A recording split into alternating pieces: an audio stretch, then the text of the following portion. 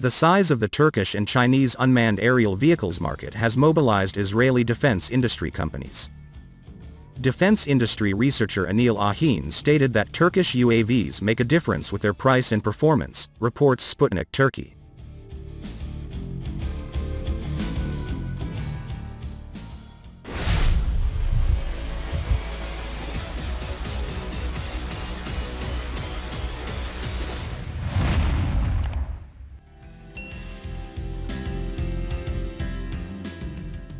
In an article published in the New York-based magazine Breaking Defense, it is mentioned that Israeli defense industry companies are concerned about the growing demand for UAVs made in China and Turkey, which have been tested on the battlefield in the market in recent years.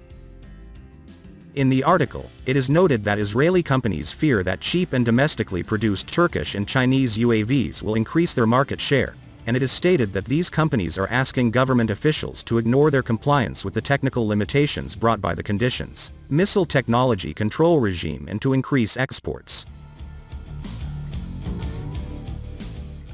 Defense industry researcher Anıl Ahin stated that there are 4 countries in the world that specialize in UAVs, and these are the US, Israel, China and Turkey.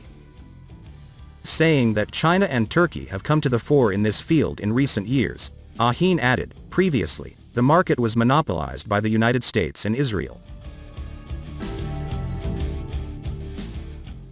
The United States is not particularly friendly towards the export of such aircraft due to some of its policies.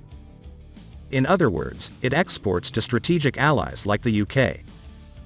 Israel, on the other hand, exports, but keeps unit costs very high.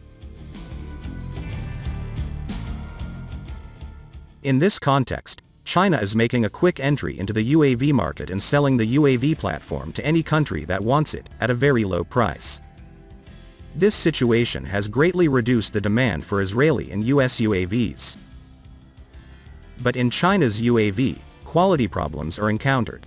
It's still found, especially during ammunition shooting, Chinese UAVs may experience different problems. After that, the market was handed over to Turkey. Currently, Bayraktar TB2 has been exported to more than 10 countries. Once again, Anka was exported to Tunisia.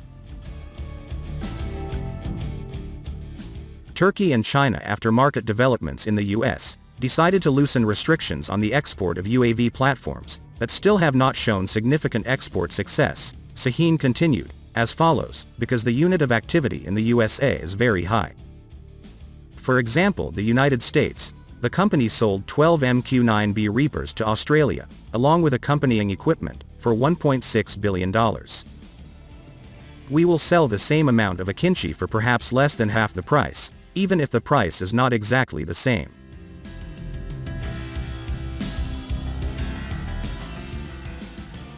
To prevent Turkey's advance in the market, several countries entered the embargo race.